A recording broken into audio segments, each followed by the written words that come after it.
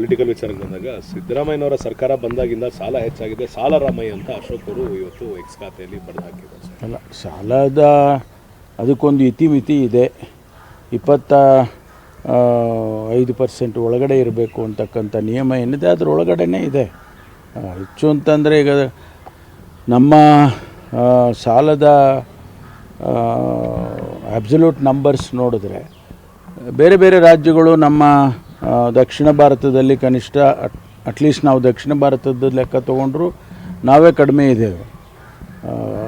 ಅವ್ರು ನಮಗಿನ್ನ ಜಾಸ್ತಿ ಇರೋರು ಎಲ್ಲರೂ ಇದ್ದಾರೆ. ಮಹಾರಾಷ್ಟ್ರದಲ್ಲಿ 9.5 ಕೋಟಿಗೆ ಹತ್ತತ್ರ ಅವರು ತೊಗೊಂಡಿದ್ದಾರೆ. ಹಾಗೆ ಬೇರೆ ಬೇರೆ ರಾಜ್ಯದವರು ಕೂಡ ತೊಗೊಂಡಿರ್ತಾರೆ.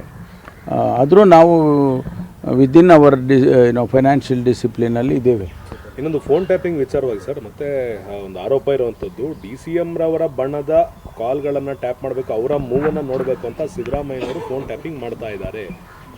ನೋಡಿ, ಇದನ್ನು ಹೇಳೋರು ಯಾರು? ಅಶೋಕ್ ಅವರು ಯಾರಿಗೂ ಅವರಿಗೆ ಗೊತ್ತಿಲ್ಲದೆ ಮಾಹಿತಿಗಳಿಲ್ಲದೆ ಮಾತಾಡ್ತಾರೆ. ಸ್ಪೆಸಿಫಿಕ್ಕಾಗಿ ಹೇಳಿ ಇಂಥವ್ರು ಟ್ಯಾಪ್ ಮಾಡಿದ್ದೀರಾ ಅಂತ ನೀವು ಅವ್ರಿಗೆ ಗೊತ್ತಿರಬೇಕಲ್ವ. ಸುಮ್ಮನೆ ಒಂದು ಏನೋ ಗಾಳಿನಲ್ಲಿ ಗುಂಡು ಹೊಡೆದ್ಬಿಟ್ರೆ ಏನು ಲೆಕ್ಕ ಅದು?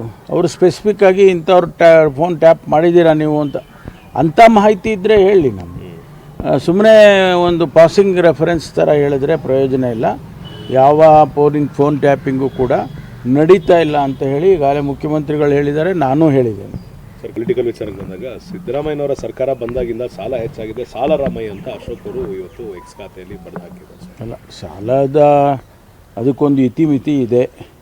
25% ಒಳಗಡೆ ಇರಬೇಕು ಅಂತಕ್ಕಂಥ ನಿಯಮ ಏನಿದೆ ಅದರ ಒಳಗಡೆನೇ ಇದೆ. ಹೆಚ್ಚು ಅಂತಂದರೆ ಈಗ ನಮ್ಮ ಸಾಲದ ಅಬ್ಸಲ್ಯೂಟ್ ನಂಬರ್ಸ್ ನೋಡಿದ್ರೆ ಬೇರೆ ಬೇರೆ ರಾಜ್ಯಗಳು ನಮ್ಮ ದಕ್ಷಿಣ ಭಾರತದಲ್ಲಿ ಕನಿಷ್ಠ ಅಟ್ಲೀಸ್ಟ್ ನಾವು ದಕ್ಷಿಣ ಭಾರತದ ಲೆಕ್ಕ ತೊಗೊಂಡ್ರು ನಾವೇ ಕಡಿಮೆ ಇದ್ದೇವೆ. ಅವ್ರು ನಮಗಿನ್ನ ಜಾಸ್ತಿ ಇರೋರು ಎಲ್ಲರೂ ಇದ್ದಾರೆ. ಮಹಾರಾಷ್ಟ್ರದಲ್ಲಿ 9.5 ಕೋಟಿಗೆ ಹತ್ತತ್ರ ಅವರು ತೊಗೊಂಡಿದ್ದಾರೆ. ಹಾಗೆ ಬೇರೆ ಬೇರೆ ರಾಜ್ಯದವರು ಕೂಡ ತೊಗೊಂಡಿರ್ತಾರೆ. ಆದರೂ ನಾವು ವಿದಿನ್ ಅವರ್ ಫೈನಾನ್ಷಿಯಲ್ ಡಿಸಿಪ್ಲಿನಲ್ಲಿ ಇದ್ದೇವೆ. ಇನ್ನೊಂದು ಫೋನ್ ಟ್ಯಾಪಿಂಗ್ ವಿಚಾರವಾಗಿ ಸರ್, ಮತ್ತೆ ಒಂದು ಆರೋಪ ಇರುವಂಥದ್ದು DCM ರವರ ಬಣ್ಣದ ಕಾಲ್ಗಳನ್ನು ಟ್ಯಾಪ್ ಮಾಡಬೇಕು, ಅವರ ಮೂವನ್ನು ನೋಡಬೇಕು ಅಂತ ಸಿದ್ದರಾಮಯ್ಯನವರು ಫೋನ್ ಟ್ಯಾಪಿಂಗ್ ಮಾಡ್ತಾ ಇದ್ದಾರೆ. ನೋಡಿ, ಇದನ್ನು ಹೇಳೋರು ಯಾರು? ಅಶೋಕ್ ಅವರು ಯಾರಿಗೂ ಅವರಿಗೆ ಗೊತ್ತಿಲ್ಲದೆ ಮಾಹಿತಿಗಳಿಲ್ಲದೆ ಮಾತಾಡ್ತಾರೆ. ಸ್ಪೆಸಿಫಿಕ್ಕಾಗಿ ಹೇಳಿ ಇಂಥವ್ರು ಟ್ಯಾಪ್ ಮಾಡಿದ್ದೀರಾ ಅಂತ ನೀವು ಅವ್ರಿಗೆ ಗೊತ್ತಿರಬೇಕಲ್ವ. ಸುಮ್ಮನೆ ಒಂದು ಏನೋ ಗಾಳಿನಲ್ಲಿ ಗುಂಡು ಹೊಡೆದ್ಬಿಟ್ರೆ ಏನು ಲೆಕ್ಕ ಅದು? ಅವರು ಸ್ಪೆಸಿಫಿಕ್ಕಾಗಿ ಇಂಥವ್ರು ಫೋನ್ ಟ್ಯಾಪ್ ಮಾಡಿದ್ದೀರಾ ನೀವು ಅಂಥ ಮಾಹಿತಿ ಇದ್ದರೆ ಹೇಳಿ ನಮಗೆ. ಸುಮ್ಮನೆ ಒಂದು ಪಾಸಿಂಗ್ ರೆಫರೆನ್ಸ್ ಥರ ಹೇಳಿದ್ರೆ ಪ್ರಯೋಜನ ಇಲ್ಲ. ಯಾವ ಫೋನ್ ಟ್ಯಾಪಿಂಗು ಕೂಡ ನಡೀತಾ ಇಲ್ಲ ಅಂತ ಹೇಳಿ ಈಗಾಗಲೇ ಮುಖ್ಯಮಂತ್ರಿಗಳು ಹೇಳಿದ್ದಾರೆ, ನಾನು ಹೇಳಿದ್ದೇನೆ.